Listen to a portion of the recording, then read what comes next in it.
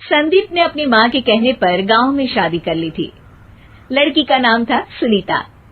माँ का कहना था एकदम मॉडर्न बहू नहीं होनी चाहिए, लेकिन उन्हें नहीं पता था कि गांव से आने वाली बहू सुंदर सुशील तो होगी और उसको गांव से बाहर भी निकाल लाएंगे, लेकिन उसके अंदर का गांव कैसे बाहर निकलेगा। शादी के कुछ दिन बाद, माँ टिफिन तो देना जरा। बेटा अब तो स्कूल नहीं ऑफिस जाता है, माँ से नहीं अपनी बीवी से टिफिन मांगा कर। ओके माँ। सुनीता टिफिन ले आओ। 1 किलो टिफिन, इसके अंदर पिस्ता डाल दिया है। पिस्ता? पिस्ता क्यों? सास जी ने बोला था ना कि आपको पिस्ता बहुत पसंद है। ओहो, मैंने पिस्ता नहीं पास्ता बोला था, पास्ता। पास्ता? कहीं होता है पास्ता? अरे बेटी तू रहने दे, मैं बना दूंगी। अच्छा किया कि पाव भाजी बनाने का नहीं बोला, वरना किसी के पाव बना देती है। सुनीता को बुरा लगता है, लेकिन उसकी नादान हरकतें कम नहीं होती।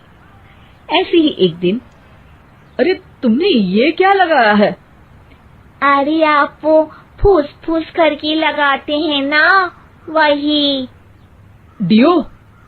का दियो? किसको दियो? अरे वही ना जिससे खुशबू आती है। हाँ सही पकड़े हैं। अच्छा लेकर तो आना। कौन सा डियो लगाया तुमने? अभी लेकर आते हैं जी। संदीप की बात मानकर सुनीता अंदर से खुशबू वाला फुसफुस लेकर आती है। ओएमजी! ओएमजी मतलब ओ माय गणेश ना। अरे ओएमजी छोड़ो, और ये खुशबू वाला फुसफुस की बात कर रही थी तुम? हाँ इसी की, फिर से सही पकड़े हैं। अरे देवी, लेकिन आप सही नहीं पकड़े हैं, ये डियो नहीं है। डियो नहीं है तो क्या लियो है? अरे ये रूम फ्रेशनर है, जिसको कमरे में छिड़कते हैं, खुद पर नहीं। कोई बात नहीं, माँ कहती थी आत्मा किराएदार है, शरीर एक किराए का कर्म। हम शरीर पे ये डाल लिए तो क्या फर्क पड़ जाएगा। अरे बहू, ओ बहू, मेरे लिए फल तो ले आ, फिर मैं बाजार जाऊंगी। सुनीता अपनी सास के लिए फल लेकर आती है। अरे बेटा, पपीता, तरबूज और सेब फल ऐसे कैसे खा लूं? काट कर तो ले आ। माँ जी, मेरे गांव में तो खेत से उठा के सीधा खा लेते हैं। अरे ये तेरा गांव नहीं है ना। अरे संदीप, तू ही कुछ समझा देना इसको बेटा। मैं कैसे समझाऊं माँ, ये तो माइक्रोवेव को भी भट्टी बोलती है। कल मैंने बोला हाय कैसी हो, तो बोलती है किसी को हाय नहीं लगानी चाहिए। अरे सुनीता, तेरा क्या होगा? अभी तो कैसे बताऊं माँ जी, अभी हम कुछ करेंगे फिर पता चलेगा क्या होगा, लड़का या लड़की। हे भगवान, कहाँ से आ गई है? रामपुर से जी, आप ही तो लेकर आए थे मुझे। अरे मुझे माफ कर दो। पहले कोई गलती तो करिए जी, आपकी तो सारी गलती माफ कर देंगे हम। हाँ अरे बहू, मेरी बात सुन। फल यानी कि फ्रूट जब भी लाए ना तो काट कर लाना, ठीक है? जी ठीक है माँ जी, फल यानी फ्रूट यानी काट के लाऊंगी। सुनीता रोज ही कोई ऐसी हरकत कर देती जिसकी वजह से उसे घर में 2 बातें सुननी पड़ती।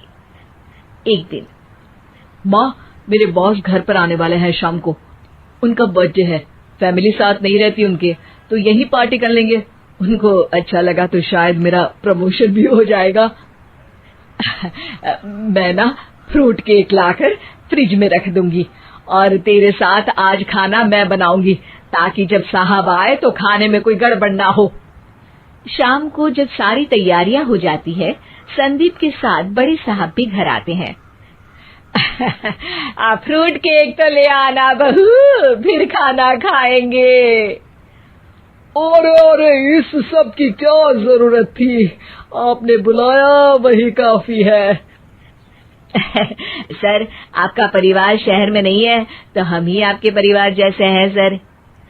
इतने में ही सुनीता फ्रूट केक लेकर आती है और बड़े साहब की टेबल पर रख देती है, और जैसे ही केक के ऊपर का बॉक्स हटाती है, ओह, ये क्या है?